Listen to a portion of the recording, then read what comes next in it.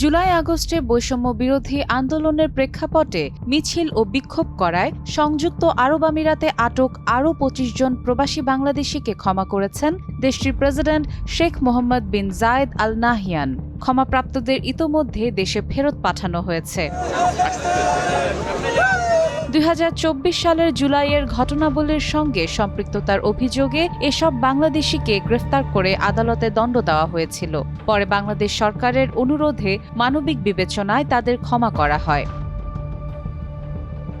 ওই সময় বাংলাদেশে চলমান অস্থিরতার প্রতিবাদে সংযুক্ত আরব আমিরাতের বিভিন্ন স্থানে অবস্থানরত কিছু প্রবাসী বিক্ষোভে অংশ নেন, যার পরিপ্রেক্ষিতে তাদের আটক করা হয়।